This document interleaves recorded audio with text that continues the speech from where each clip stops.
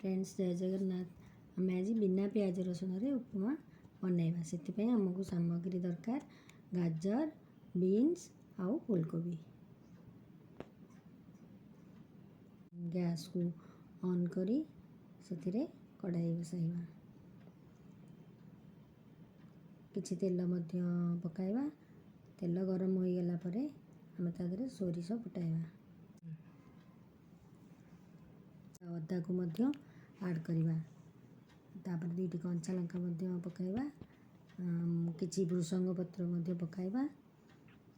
ताकू समय जारिला परे आम तादरे भजा बादाम ऐड करवा। आपण चाहिए जदि भजा बादाम होइथिबो ताले अल्प समय गोलेबे नले अधिका समय ताकू तेल रे भाजिबे।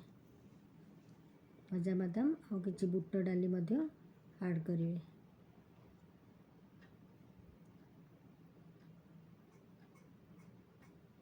तापरे आम तादरे आमर कटा जाइथिबा परिबा गाजर बीन्स आउ फूलकोबी को पकाई भल भावे तादरे स्वाद अनुसार लुण मिक्स करी घोड़ाई नवा।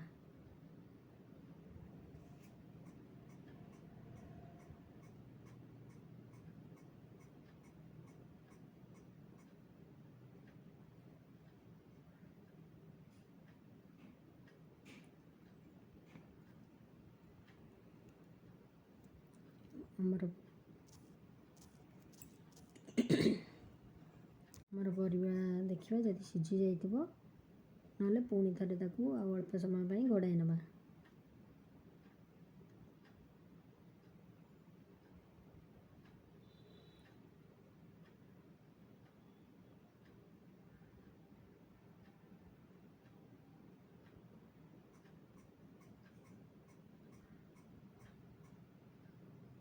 परिबा आमर भल भाव सिझीगला आम तादरे पानी ऐड करवा। आम जो मापरे नबा सुजी तार डबल पानी ऐड करवा। को करवा पूर्वर आम सुजी की भाजिकी रखी देथिबा। तापर पानी आमर फुटीगला फुटीबा पई छाड़ीदेवा। फुटी सुझीगला तादरे आम सिमेई किछि ऐड करवा। सिमेई आपणक हिसाब रे आपण कम बेसी नहीं पारंती। तापरे आम तादरे सुजी ऐड करी भल भावे गोलाई नवा।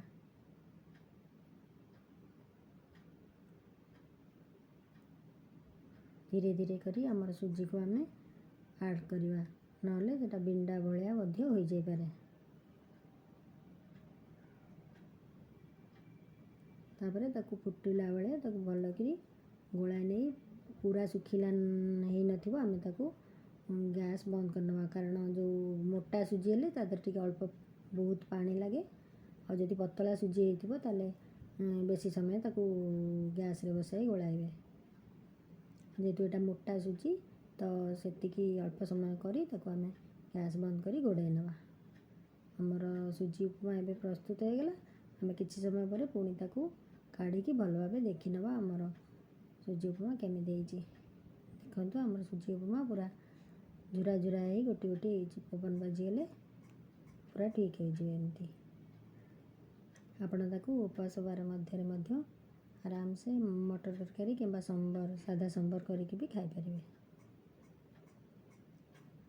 आपण को मोर ये रेसिपी केमिति लागिला आपण ताकू जदि भल लागि थाए ताले ताकू लाइक और सब्सक्राइब करबा भूलिबेनी।